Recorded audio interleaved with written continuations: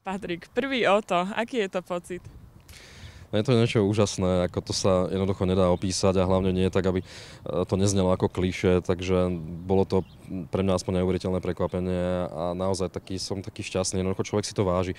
Neviem teda jak ostatní, keď možno sú zvyknutí na dostávanie sošiek, ale tak pre mňa naozaj je to veľmi príjemné prekvapenie a normálne si tak prežívam také blážené dni.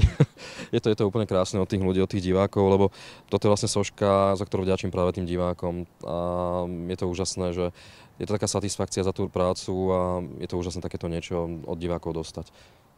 Ty si naozaj netušil?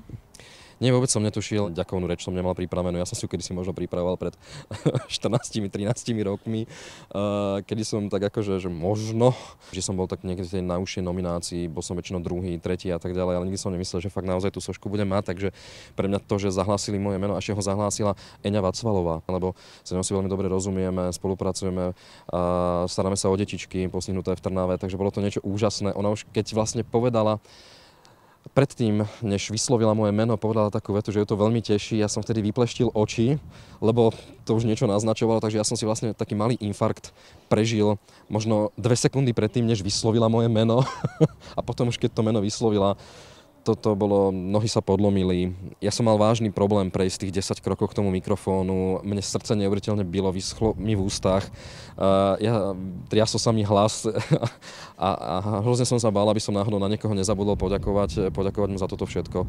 Teraz som sa tak dozvedel z internetu, sa objavujú tak nejaké také články o tom, teda, že uvažujem o odchode z televízie a tak ďalej. Tak novinári ma tak trošku vmanevrovali do takej hypotetickej otázky, či sa chystám na nejakú zmenu, či sa chystám odísť z televízie.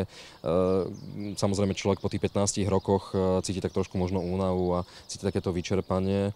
A človek samozrejme uvažuje o tom, že bude mať trošku viacej súkromia, túžim potom, jednoducho po 15 rokoch človek má už také iné priority, iní sa tak tešia do tej televízie na začiatku, že začnú nepracovať a už po tých 15 rokoch to už je trošku iné, ale zase na druhej strane, čo tam nebolo dopovedané, tá moja posledná veta, že ale táto soška naozaj zaväzuje. Táto soška niečo znamená a niečo mi tým diváci zrejme chceli povedať a zrejme mi nielen poďakovali, ale dali nejakým spôsobom dôveru a chcú možno, aby som ďalej možno pomáhal tým ľuďom a ďalej bol na tej ich strane a bojoval za nich. Toto naše Kocúrkovo v tejto krajine nám poskytuje dostatočne veľa námetov, o tom svedčia tie tisíce listov. My o niekoľko dní budeme otvárať 100 000 list s podnetom od našich divákov, takže to už o niečom svedčí. Na nedostatok práce sa určite v lampárni nebudeme môcť sťažovať a ide o to len, aby tá lampáreň naozaj mala svojich divákov, svojich stabilných divákov, aby tá lampáreň mohla žiť ďalej a mohla ďalej za tých ľudí bojovať. A to je taký spoločný boj opäť nás aj spolu s našimi divákmi. Už si vymyslel, že kde si tú sošku uložíš? Má nejaké miesto v tvojom obydlí? Zo mňa si robili kolegovia srandu, že teda 14 rokov som v obývačke mal vyhradené miestečko pre sošku a stále to bolo prázdne, ale tak nie je tomu tak. Ale potom mi tak napadlo, že ja som vyhlásené športové drevo. To mne vedia všetci, ale napriek tomu mám niekoľko víťazných pohárov z automobilových rally.